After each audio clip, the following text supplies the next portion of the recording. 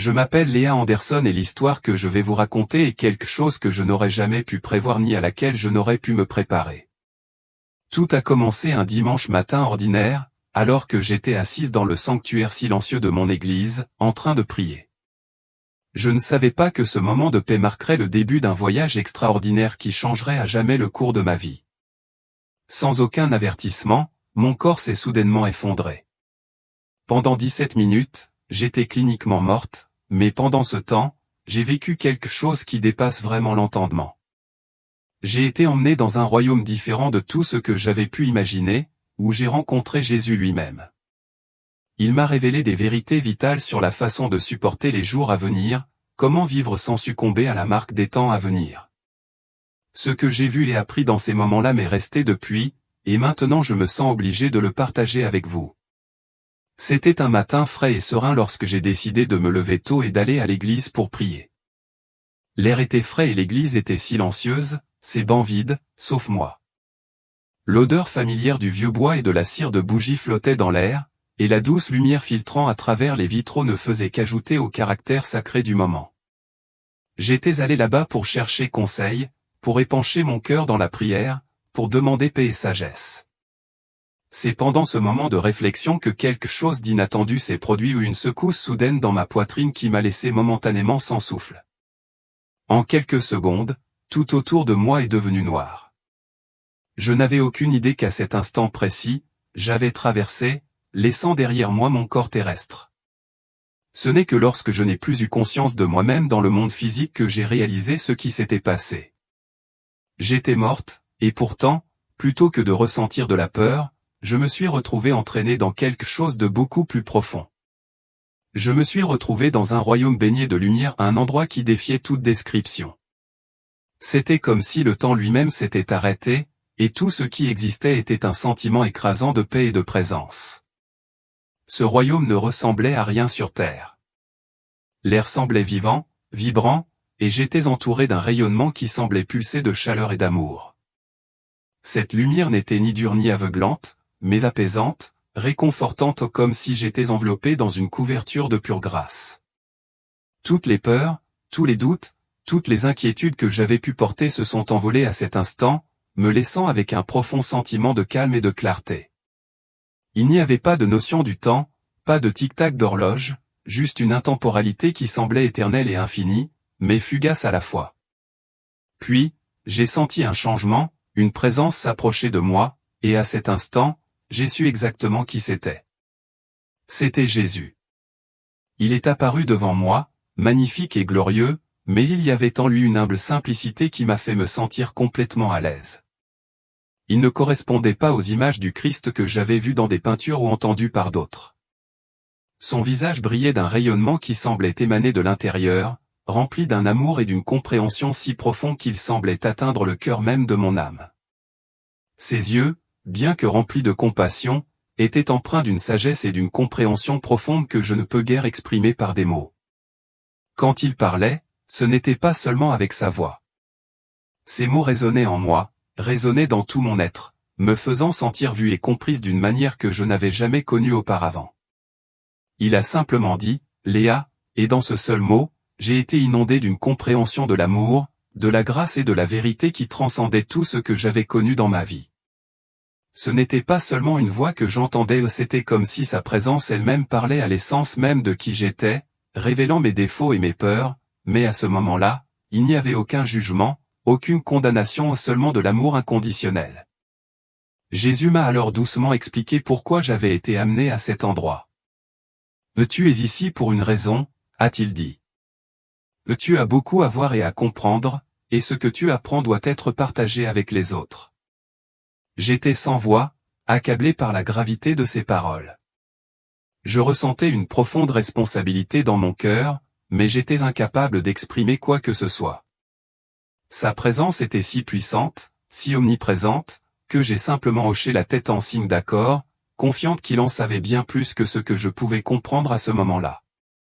Il a tendu la main vers moi et, alors que je la saisissais, la lumière autour de nous a semblé changer. Soudain, nous n'étions plus dans ce royaume de pure radiance.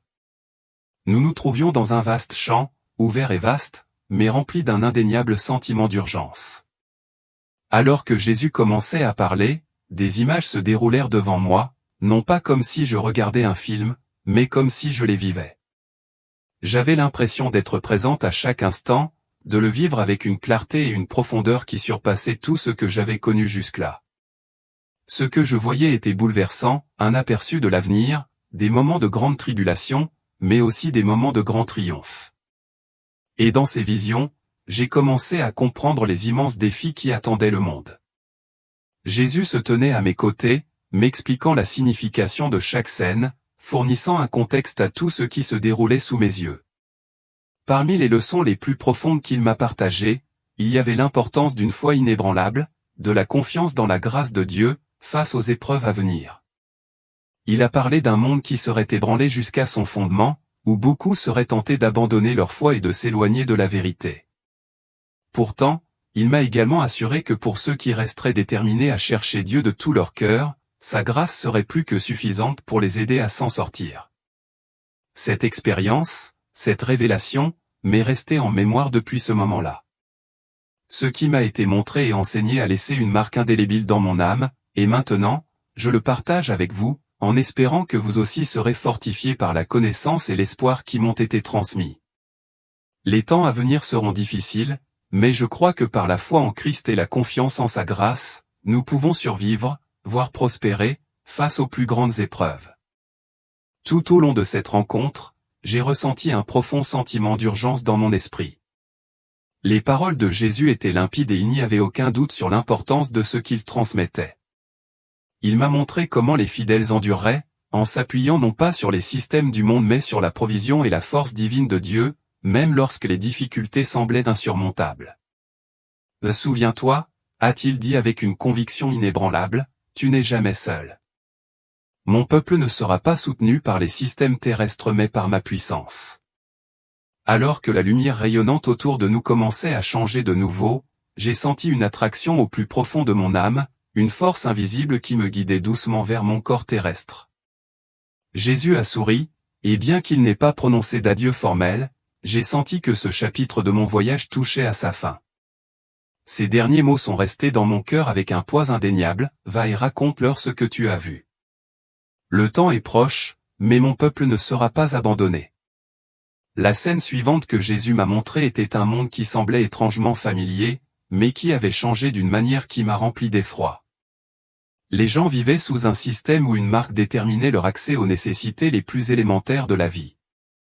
Sans cette marque, la survie devenait presque impossible, pas de nourriture, pas d'emploi, pas de possibilité d'entrer dans des endroits clés. Je pouvais voir le désespoir sur les visages de ceux qui avaient refusé de la prendre. Mais au milieu de leur souffrance, il y avait quelque chose d'incomparable, une paix et une force profonde qui venaient de l'intérieur. Jésus m'a doucement expliqué que la marque était plus qu'un simple symbole de contrôle, elle était plus qu'un simple symbole de contrôle. Elle représentait une décision finale d'allégeance. Ceux qui l'acceptaient s'assuraient un réconfort temporaire, mais au prix de leur âme. Cette marque, a-t-il dit avec solennité, n'est pas seulement un symbole de pouvoir, c'est un accord spirituel. Ceux qui l'acceptent s'alignent sur les forces qui s'opposent à mon royaume. Ce qui m'a le plus frappé, c'est la résilience de ceux qui refusaient d'accepter la marque. Ils vivaient dans le secret, ne comptant pas sur les systèmes du monde mais sur les uns les autres et sur la provision miraculeuse de Dieu. Dans une vision, j'ai vu des communautés où la nourriture semblait se multiplier de la manière la plus inattendue, où l'eau jaillissait de la terre comme par ordre, et où les maladies et les affections étaient guéries grâce aux prières inébranlables des fidèles. Ce n'étaient pas des incidents isolés, ils étaient le résultat direct de la foi inébranlable des gens qui avaient confiance en Dieu. Dis-leur ceci, a dit Jésus, sa voix remplie d'amour et de conviction. La foi sera leur monnaie d'échange.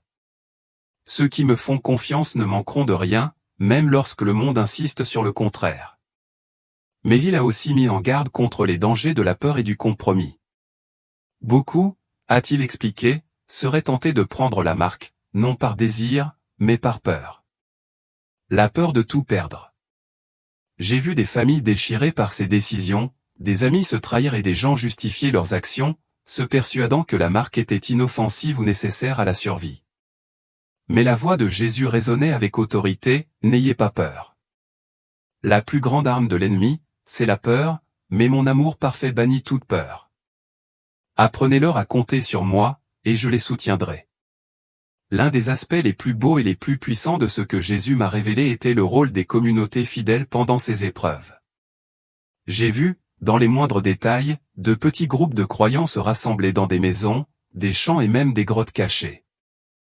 Il ne s'agissait pas de grandes églises opulentes avec des services extravagants, mais de rassemblements humbles et intimes, unis par un seul but, la prière, le partage des Écritures et l'offre d'un soutien mutuel.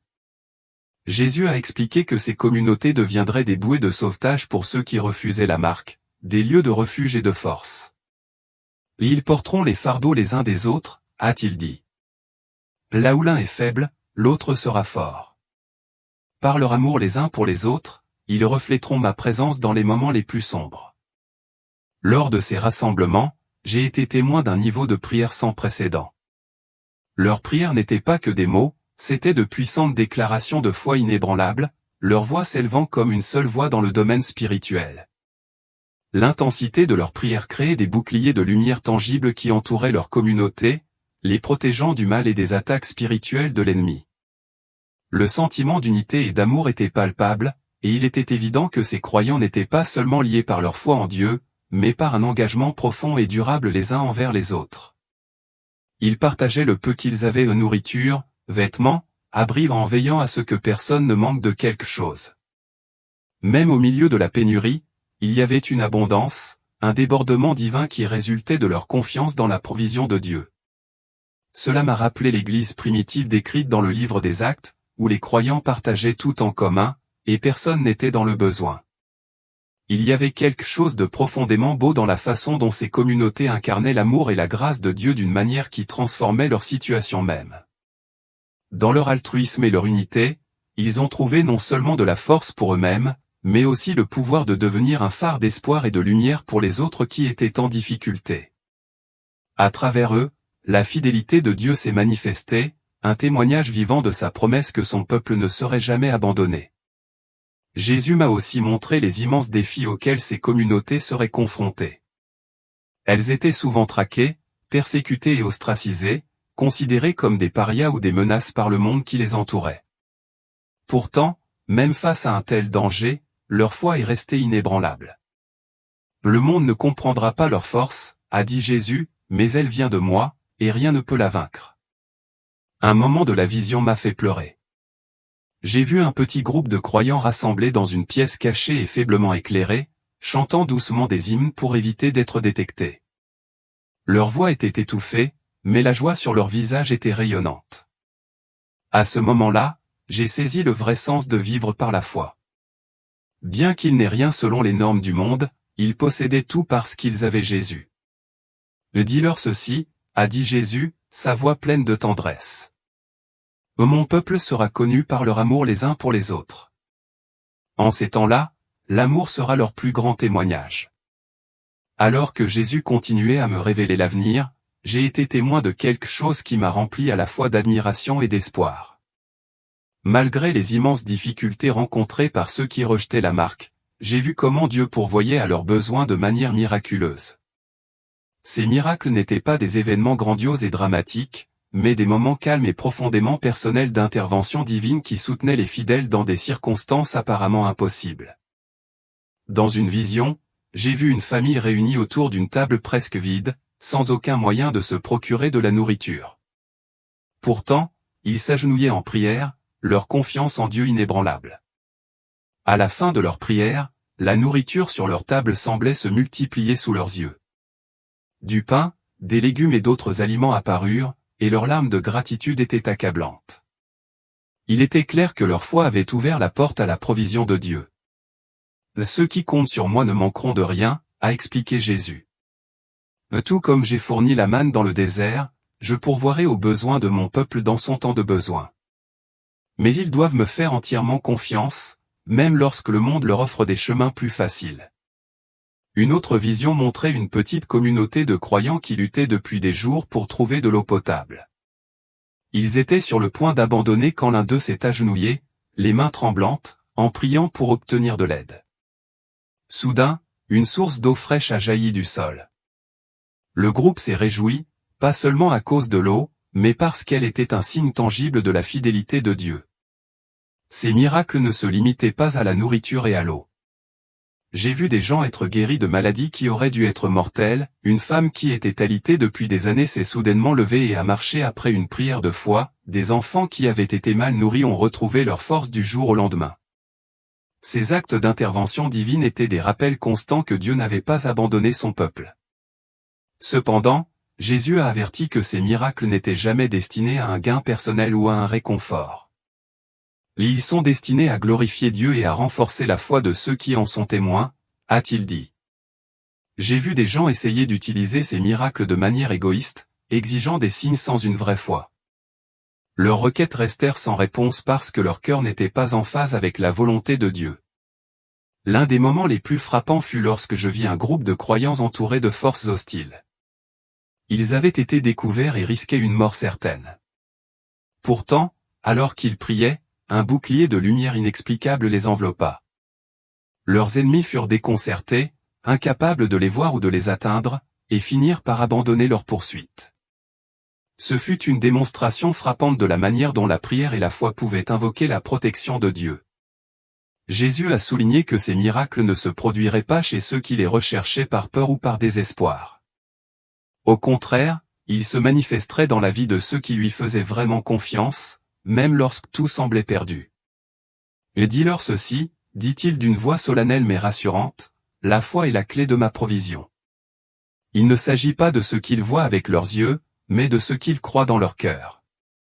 Alors que je continuais à assister aux visions, Jésus me révéla une réalité effrayante, la montée de la tromperie à une échelle que le monde n'avait jamais vue. Cette tromperie n'était ni manifeste ni évidente, mais subtile, s'immisçant insidieusement dans tous les aspects de la vie. Elle était conçue pour faire appel à l'esprit et aux émotions, ce qui rendait extrêmement difficile pour beaucoup de discerner la vérité. Dans une vision, j'ai vu des dirigeants mondiaux charismatiques, éloquents et apparemment vertueux promettre des solutions aux problèmes du monde. Ils parlaient de paix, d'unité et de progrès, et leurs paroles captivaient des millions de personnes. Pourtant, sous leur façade soignée se cachait un objectif caché. Ces dirigeants ne travaillaient pas pour le bien de l'humanité, mais faisaient progresser les forces des ténèbres. Leur véritable objectif était d'éloigner les gens de Dieu sous prétexte de les aider. Jésus a expliqué, la plus grande arme de l'ennemi est la tromperie. Il se déguisera en ange de lumière, proposant des solutions qui semblent bonnes mais qui mènent finalement à la destruction. J'ai été témoin de la façon dont cette tromperie s'est infiltrée dans l'Église. Certains pasteurs et enseignants, poussés par la peur ou le gain personnel, ont commencé à s'éloigner de la vérité, édulcorant les Écritures et évitant les sujets qui pourraient défier ou offenser leur congrégation. Cette tromperie ne se limitait pas aux mots. La technologie était également utilisée de manière qui semblait miraculeuse mais comportait des dangers cachés. De nouveaux appareils et systèmes ont été introduits, promettant de rendre la vie plus facile, mais ils avaient un prix caché, ils exigeaient une soumission totale au nouvel ordre mondial. Ceux qui acceptaient ces outils se ralliaient sans le savoir à l'ennemi. Il était déchirant de voir combien de personnes, même des croyants, se sont égarés parce qu'elles n'avaient pas cherché à faire preuve de discernement. Ce qui m'a le plus frappé, c'est à quel point cette tromperie était convaincante. Elle faisait appel au désir des gens de sécurité, de commodité et d'acceptation. Même ceux qui avaient été autrefois forts dans leur foi étaient tentés de faire des compromis. Jésus a dit, « Seuls ceux qui connaissent ma parole et marchent étroitement avec moi verront à travers les mensonges. » Le discernement est un don, mais il doit être cultivé par la prière et l'étude. J'ai aussi vu comment étaient traités ceux qui résistaient à cette tromperie. On les qualifiait d'extrémistes, de fauteurs de troubles et même de menaces pour la société. Les médias les présentaient sous un jour négatif, retournant l'opinion publique contre eux. Pourtant, malgré les moqueries et la persécution, ces croyants fidèles sont restés fermes. Ils ont refusé de faire des compromis, même si cela leur a coûté tout. Dis-leur ceci, a dit Jésus, la vérité ne sera pas populaire, mais elle les libérera. Ils doivent s'y accrocher, même si le monde se retourne contre eux. La dernière vision que Jésus a partagée avec moi m'a rappelé avec force l'importance de la prière dans les jours à venir. On m'a montré un champ de bataille, différent de toutes les guerres que j'avais jamais imaginées. C'était une bataille spirituelle, avec des forces de lumière et des ténèbres s'affrontant pour les âmes de l'humanité. Dans la vision, j'ai vu des croyants à genoux, priant avec une intensité qui envoyait des vagues de lumière dans les ténèbres. Leurs prières n'étaient pas que des mots, c'étaient des armes, qui frappaient les rangs de l'ennemi et protégeaient ceux qui étaient attaqués. Jésus a expliqué, la prière n'est pas seulement une communication avec Dieu. C'est une arme, un bouclier et une source de force. Mon peuple doit apprendre à prier avec autorité et foi. J'ai vu ces prières créer des barrières de lumière autour des familles, des communautés et même des villes entières. Ces barrières ont retenu les forces des ténèbres, permettant aux fidèles de continuer leur travail. Cependant, j'ai aussi vu ce qui se passait lorsque la prière était négligée. Les ténèbres s'installaient, semant la confusion, la peur et la division parmi les croyants. Sans prière, a dit Jésus, mon peuple est vulnérable. Il doit rester connecté à moi par une intercession constante. L'un des moments les plus puissants a été lorsque j'ai vu un petit groupe de croyants prier pour quelqu'un qui avait été trompé par l'ennemi. Leurs prières ont brisé les chaînes des ténèbres qui entouraient la personne, la libérant pour voir la vérité. C'était une démonstration frappante de la façon dont la prière pouvait changer non seulement les circonstances, mais aussi les cœurs et les esprits. Jésus m'a également montré l'importance de prier ensemble. Dans la vision, j'ai vu des communautés se rassembler pour intercéder les unes pour les autres, leurs voix s'élevant dans l'unité. La force de leurs prières combinées était écrasante, créant une force que l'ennemi ne pouvait pas vaincre. Là où 2 ou 3 sont réunis en mon nom, a dit Jésus, je suis là avec eux. L'unité et la prière seront cruciales dans les jours à venir. Enfin, Jésus a souligné la nécessité pour les croyants de comprendre leur autorité en lui. Ils ne sont pas impuissants, a-t-il dit. Par moi, ils ont l'autorité de résister à l'ennemi et de revendiquer la victoire. J'ai vu comment cette autorité était exercée, non pas par des cris ou de grands gestes, mais par des prières humbles et pleines de foi qui correspondaient à la volonté de Dieu. Et dites-leur ceci, a dit Jésus, la prière est leur plus grande arme. Elle les soutiendra, les protégera et les guidera dans tout ce qui les attend. L'une des visions les plus encourageantes que Jésus a partagées avec moi était la résilience et la puissance des petites communautés de croyants fidèles. Ces groupes n'étaient pas définis par la taille, la richesse ou l'influence, mais par leur engagement indéfectible envers Dieu et les uns envers les autres. Ils se rassemblaient dans des maisons, des granges et même des champs, partout où ils pouvaient trouver un endroit sûr pour prier et se soutenir les uns les autres. J'ai vu ces communautés fonctionner comme des bouées de sauvetage pendant les périodes les plus sombres. Les membres partageaient tout ce qu'ils avaient, que ce soit de la nourriture, un abri ou des connaissances, veillant à ce que personne ne soit laissé dans l'embarras. Ces croyants étaient forts dans leur foi, fermes au milieu des épreuves. Quand tu es faible, je suis fort. Leur endurance témoignerait de la puissance de la grâce de Dieu agissant en eux et à travers eux. Ce qui m'a le plus frappé chez ces croyants, c'est leur confiance inébranlable en Dieu. Ils savaient que, quelle que soit la dureté de l'opposition du monde ou la pression insupportable, leur Dieu ne les abandonnerait pas. Je les ai vus tenir bon face au ridicule, le corps meurtri, l'esprit meurtri, mais leur foi intacte.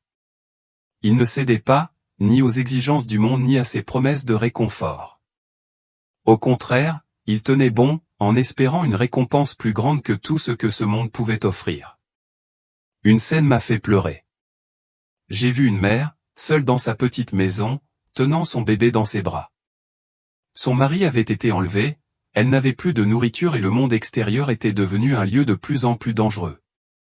Pourtant, alors qu'elle tenait son enfant, je l'ai vue prier, non pas par désespoir, mais avec une paix tranquille qui remplissait la pièce. La paix qui dépasse toute compréhension.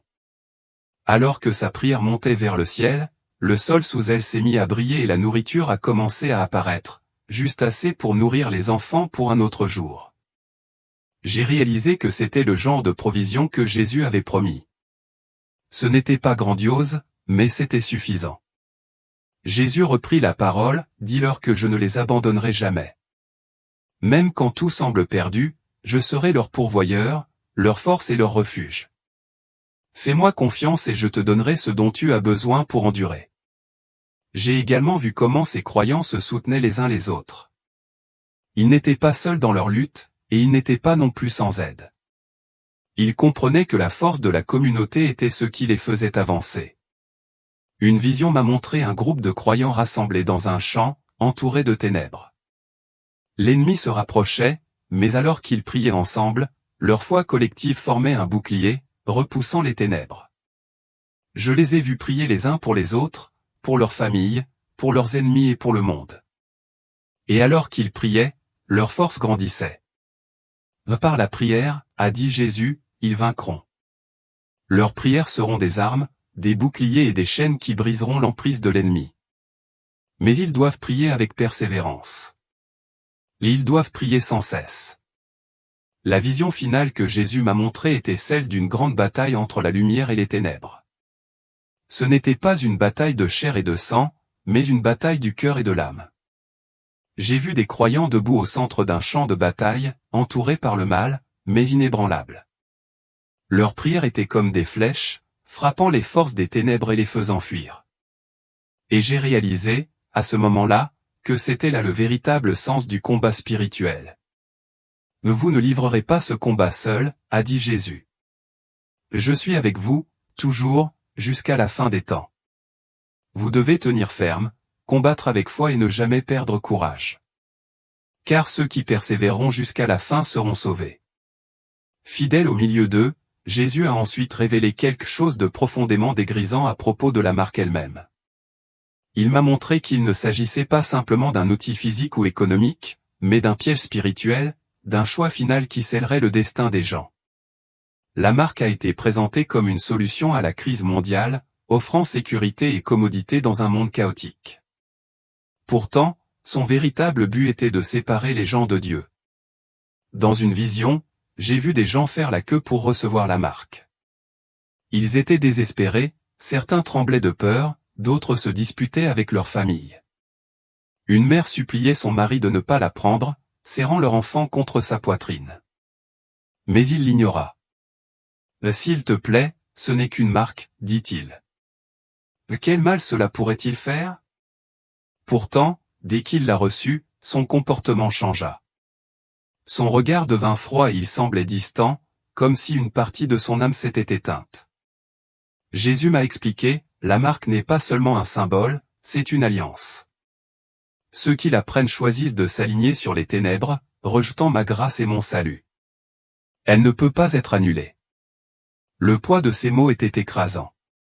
J'ai compris que cette décision serait définitive et que beaucoup la prendraient par peur, sans comprendre les conséquences éternelles. J'ai vu d'autres personnes refuser la marque, vivre cachées ou en fuite. Elles ont lutté mais étaient remplies de paix, sachant qu'elles avaient choisi l'obéissance à Dieu plutôt que le confort de ce monde. Leurs sacrifices n'ont pas été vains. Jésus a dit, ceux qui endurent sans la marque trouveront la vie éternelle. Je pourvoirai à leurs besoins même lorsque le monde se retournera contre eux. La dernière vision que Jésus m'a montrée concernait le rôle central de la foi pour surmonter la peur. La peur, m'a-t-il expliqué, était l'arme la plus puissante de l'ennemi. Elle poussait les gens à douter, à faire des compromis et finalement à se détourner de Dieu. Mais la foi, a dit Jésus, est l'antidote. C'est le bouclier qui protégera mon peuple dans les temps à venir. J'ai vu une femme se cacher dans une petite pièce avec ses enfants, tremblante pendant que les soldats fouillaient le bâtiment. Elle tenait une Bible contre sa poitrine et murmurait des prières. Sa voix était ferme malgré sa peur, sa foi semblait créer une barrière autour de sa famille. Les soldats passèrent sans les remarquer. Jésus dit, la foi n'écartera pas toujours le danger, mais elle soutiendra mon peuple à travers lui. Dans une autre scène, j'ai vu un groupe de croyants se tenir devant un tribunal, accusés d'avoir refusé la marque. On leur a offert une dernière chance d'obtempérer, mais ils sont restés fermes, même si la menace de punition planait. Leur chef a parlé avec audace, déclarant leur confiance en Dieu. Leur courage a inspiré d'autres personnes dans la foule, dont certaines ont décidé sur le champ de les rejoindre dans la foi. Jésus a souligné que ce genre de foi n'était pas quelque chose que les gens pouvaient rassembler par eux-mêmes. Elle venait d'une relation profonde avec lui, construite par la prière, les Écritures et la confiance dans le Saint-Esprit. Et dis-leur, dit-il, que la foi est un don, mais qu'il faut la nourrir. Ceux qui s'approchent de moi verront leur crainte remplacée par ma paix. L'une des révélations les plus effrayantes que Jésus m'a fait part était la montée d'une grande tromperie, une ère où une fausse paix serait célébrée dans le monde entier. J'ai vu les dirigeants des nations se rassembler, proclamant une nouvelle ère d'unité et de prospérité. Les gens se réjouissaient, croyant que le pire était derrière eux. Mais sous la surface de cette paix apparente se cachait une obscurité si insidieuse que seuls ceux qui avaient du discernement pouvaient l'apercevoir. Dans la vision, j'ai vu des rassemblements massifs où les gens célébraient cette nouvelle harmonie mondiale. Les dirigeants ont promis de mettre fin aux guerres, à la pauvreté et à la souffrance. De nouvelles politiques ont été adoptées et des technologies avancées ont été introduites pour assurer l'égalité universelle. Beaucoup étaient captivés, croyant que c'était la réponse aux prières de l'humanité. Pourtant, Jésus m'a révélé qu'il ne s'agissait pas de la paix de Dieu, mais d'une contrefaçon, orchestrée par les forces des ténèbres. L'ennemi sait que l'humanité aspire à la paix, a dit Jésus, mais cette paix ne durera pas. C'est un piège conçu pour attirer mon peuple vers la complaisance et l'éloigner de la vérité. J'ai vu des églises adhérer à ce mouvement, leurs dirigeants proclamant que le royaume de Dieu était enfin arrivé sur la terre. Ces pasteurs et enseignants étaient sincères mais trompés, leur enthousiasme obscurcissant leur capacité à discerner la vérité. Le plus déchirant a été de voir des croyants qui avaient été forts dans leur foi commencer à faire des compromis. Ils ont participé à cette fausse paix, rationalisant leurs actions en se persuadant que l'unité était plus importante que la vérité. Ils ont abandonné des enseignements qui leur étaient autrefois chers, les échangeant contre des doctrines qui correspondaient à ce nouvel agenda mondial. Même les élus peuvent être trompés, a averti Jésus.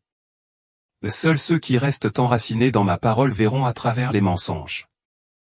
Cependant, il y avait ceux qui refusaient de se laisser influencer.